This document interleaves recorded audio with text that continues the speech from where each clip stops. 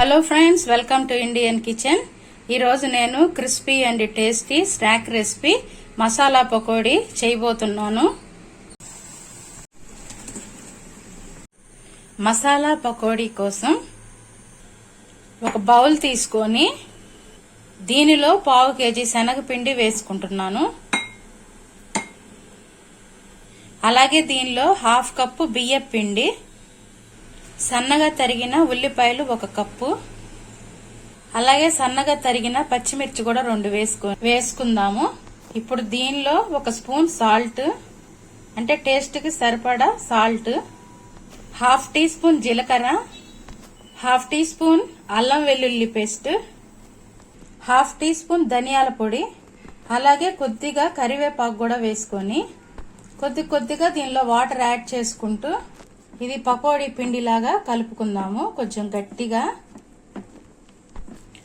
చూసారు కదా, ఇలా పిండిని మీడియంగా, అంటే గట్టిగా కాకుండా లూజ్గా కాకుండా ఈ కన్సిస్టెన్సీతో పిండిని కలుపుకోవాలి. ఇలా పకోడీ పిండి కలుపుకున్న తర్వాత స్టవ్ మీద కడాయి పెట్టుకొని దీనిలో 1/2 లీటర్ వరకు ఆయిల్ తీసుకుంటున్నాను. డీప్ ఫ్రైకి సరిపడా ఆయిల్ తీసుకుందాము. ఆయిల్ బాగా వేడెక్కిన తర్వాత ఈ పకోడీ పిండి కొద్దిగా తీసుకొని ఈ ఆయిల్లో కొద్దిగా వేసుకుందాము. పకోడీ లాగా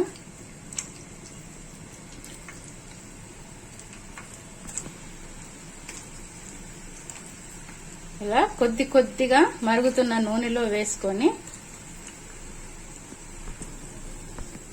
ఈ పకోడీని గోల్డెన్ బ్రౌన్ వచ్చేంత వరకు వేయించుకుందాము, క్రిస్పీగా అయ్యేంత వరకు.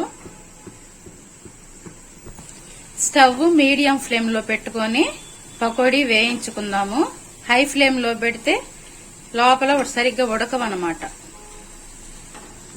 చూసారు కదా, పకోడీ బాగా వేగి మంచిగా క్రిస్పీగా అయిపోయింది. మనం బాగా కాగిన ఆయిల్లో వేసాం కాబట్టి ఒక 5 మినిట్స్ లోనే పకోడీ బాగా ఫ్రై అయిపోయింది. నాకు ఇక్కడ చూడండి క్రిస్పీగా వచ్చేసినాయి.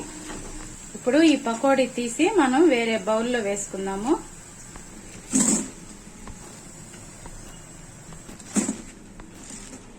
అలాగే మిగతా పిండి కూడా వేసుకుందాము. మిగతా పిండి కూడా ఇలా ఆయిల్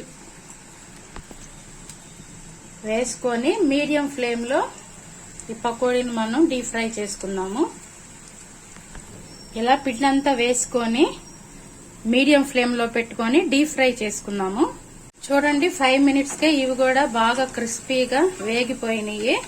ఇప్పుడు ఈ పకోడీని తీసి మనం బౌల్లో వేసుకుందాము.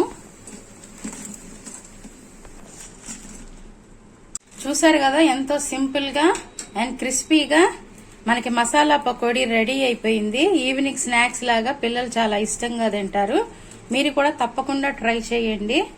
ఈ రెసిపీ మీకు నచ్చితే నా ఛానల్ ని లైక్ చేయండి, షేర్ చేయండి, అలాగే సబ్స్క్రైబ్ చేసుకోండి.